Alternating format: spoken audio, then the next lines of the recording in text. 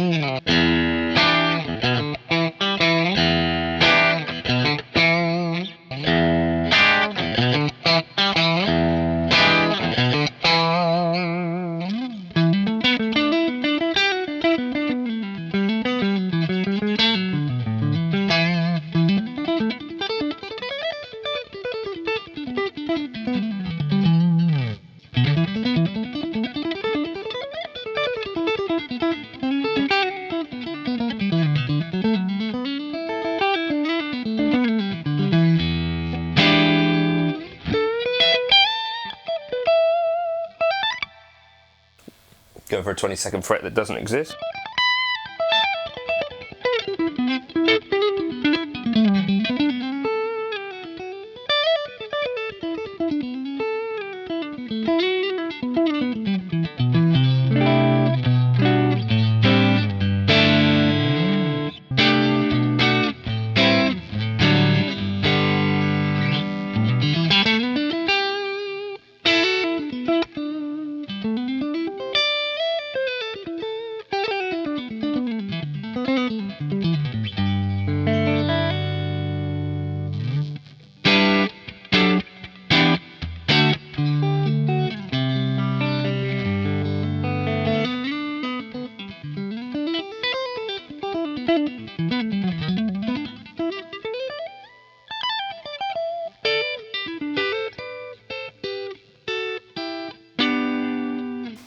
Yeah, in some ways, I think the PRS Silver Sky, for the money, if you're looking for a pure bang for buck, I'd say the Silver Sky is not a bad bet at all. Like at the moment in Peach Guitars, £2,000 guitar, a custom shop is going to be like, what, four, maybe five.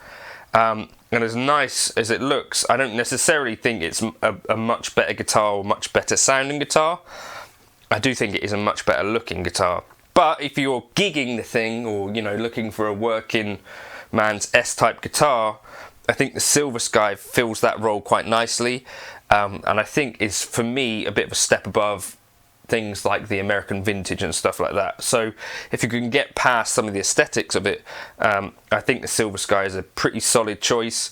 As of course a custom shop though maintains, like, I think some of the best looking things that you can get. Those orange clay, or the clay dots, have quite an orange kind of vibe to them, which does make it look kind of old but quite orange. Anyway, let me know your thoughts in the comments. Which would you go for? This is the second time actually that I've compared a Silver Sky to a custom shop Strat, and I've concluded I think the same thing both times. One was one that I used to own with a Silver Sky that I didn't own. In this case, it's kind of the opposite. This is Anthony's custom shop Strat, which is a really, really nice looking Strat, I think, and sounds pretty good. Plays pretty good too. It's just that the Silver Sky, I think, really does hold up quite well. Doesn't come with a nice case though, and case candy is just a bog standard gig bag. So there's that to factor in too.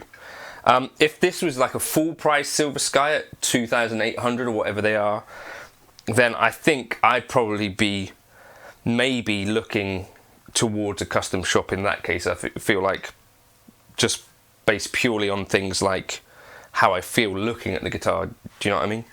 Anyway, cheers for stopping by.